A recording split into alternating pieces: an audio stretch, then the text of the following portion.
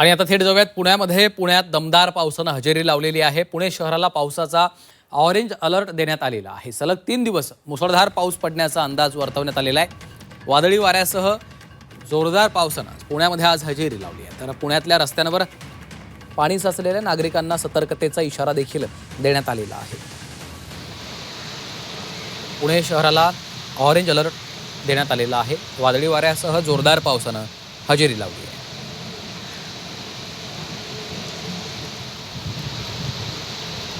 पुण्यातल्या रस्त्यांवर पाणी साचल्याची ही दृश्य आपण पाहतो. तर नागरिकांना आता सतर्कतेचा इशारा देण्यात आलेला आहे. निलेश खरमरे आमचे प्रतिनिधी सध्या आपल्यासोबत थेट जोडले गेलेले आहेत. त्यांच्याकडनं अधिकचे अपडेट्स घेऊयात. निलेश, पुण्याला ऑरेंज अलर्ट देण्यात आलेला होता. आज दमदार पावसानं हजेरी लावलेली आहे. काय सध्याचं चित्र आहे?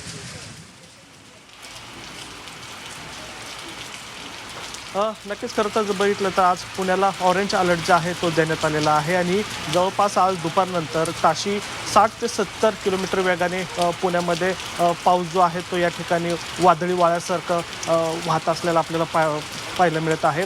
जवळपास पुढील 2 तास या ठिकाणी आता जर बघितलं तर पुणे असेल किंवा पुण्यातील घाटमाटा असेल किंवा उपनगर असेल या परिसरामध्ये पावसाची जी हजेरी आहे ती अशी दमदार असणार असल्याची माहिती या ठिकाणी मिळते. मी आता आहे डेक्कन परिसरामध्ये. या ठिकाणी जर बघितलं तर अनेक रस्त्यांवर या ठिकाणी पाणी साचलेलं आपल्याला पाहायला मिळत आहे. विशेष करून पुण्याचा जो प्रसिद्ध जो जंगली महाराज रोड आहे या रस्त्यावर सुद्धा या ठिकाणी गुडघाभर एवढं पाणी आपल्याला साचलेलं पाहायला मिळतात. खरं तर पुण्याच्या उपनगरांमध्ये पण जोरदार पाऊस जो आहे तो दुपारनंतर झालेला आपल्याला पाहायला मिळतोय. हे आपण थेट दृश्य पाहतोय की जवळपास आता हा 1.5 तास झाला हा पुण्यामध्ये पाऊस बरसतोय. काही ठिकाणी गारपीट झाल्याची ही माहिती जी आहे ते समोर आलेली आहे.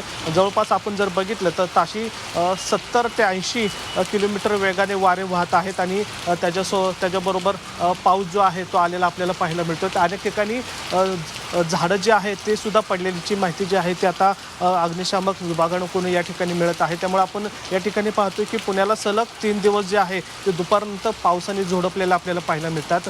काल पण हीच परिस्थिती होती, मात्र कालच्या तुलनेमध्ये आज पावसाची तीव्रता आहे किंवा पावसाचं प्रमाण जे आहे ते अधिक असल्याचं आपल्याला पाहायला मिळतात. उपनगर असेल किंवा शहर असेल या शहरांमध्ये प्रामुख्याने पाणी जे आहे ते साचलेलं या ठिकाणी पाहायला मिळत आहे. पेठांमध्ये पण हीच परिस्थिती आपल्याला पाहायला मिळत आहे. त्यामुळे आणखीन 2 दिवस या ठिकाणी पाऊस बरसेल अशी माहिती जी आहे ते हवामान विभागाने आपल्याला या ठिकाणी दिलेले आपल्याला पाहायला मिळतात. त्यामुळे पुढचे काही 48 तास जे आहेत ते पुणेकरांसाठी पावसाचे असणार असल्याची माहिती जी आहे ते हवामान विभागाने दिलेलं आहे. एवढेच नव्हे तर काही दिवस जे आहे म्हणजे पुढील 3 दिवस जे आहे ते ढगाळ वातावरण सुद्धा राहणार असल्याची माहिती जी आहे ते हवामान विभागाने या ठिकाणी देण्यात आलेली आहे. त्यामुळे आपल्याला जर बघितलं तर पुण्यामध्ये 3 दिवसांपासून पाणी आपल्याला पाहायला मिळतात. मात्र 2 दिवसाच्या तुलनेमध्ये आज पुण्यामध्ये अतिवृष्टीसारखा पाऊस म्हणावा लागेल, कारण पाऊस जो आहे तो मोठ्या प्रमाणात या ठिकाणी झालेला आहे. त्यामुळे अनेक ठिकाणी पाणी साचलेलं आपल्याला पाहायला मिळतं. निश्चितच जोरदार पाऊस झाल्यामुळं सामान्य लोकांची देखील नागरिकांची देखील मोठी तारांबळ उडाल्याचं चित्र आपल्याला पाहायला मिळतंय. रस्त्याच्या दुतर्फा आपण सध्याची दृश्य पाहतोय. निलेश, रस्त्यांवर देखील पाणी साचलेलं आहे, त्यामुळं वाहनधारकांना वाट काढताना कसरत करावी लागते.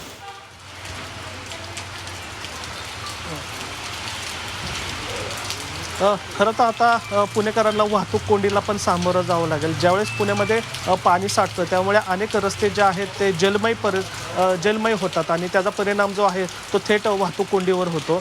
डेक्कन परिसरामध्ये असेल किंवा कोंढवा परिसर असेल या परिसरामध्ये पण काही प्रमाणात वाहतूक कोंडी झाल्याची माहिती जी आहे ती आता पोलिसांकडून येते. पुढील 2 तास ही वाहतूक कोंडी अशीच राहण्याची शक्यता आहे, कारण पाणी कमी होईपर्यंत ही वाहतूक कोंडी निघणार नाही. मात्र पेठांमधला जर विचार करायचा झाला तर पेठांमध्ये पण काही प्रमाणात आपल्याला आता वाहतूक कोंडी झालेली पाहायला मिळतात. अर्थात अचानक पाऊस आल्यामुळे पुणेकरांची या ठिकाणी तारांबळ झालेली आहे आणि पाणी साठल्यामुळे या ठिकाणी आता वाहतूक कोंडी जी आहे ती पुण्यामध्ये आपल्याला बऱ्याच ठिकाणी पाहायला मिळतात.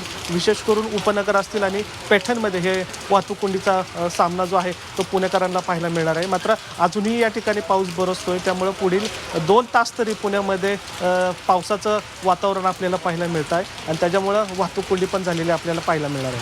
निश्चितच, आणि पुढचे 2 दिवस देखील अशाच पद्धतीनं दमदार पावसाचा इशारा देण्यात आलेला आहे. त्यामुळे या घडामोडींवर आपलं लक्ष असेल. धन्यवाद निलेश या माहितीसाठी.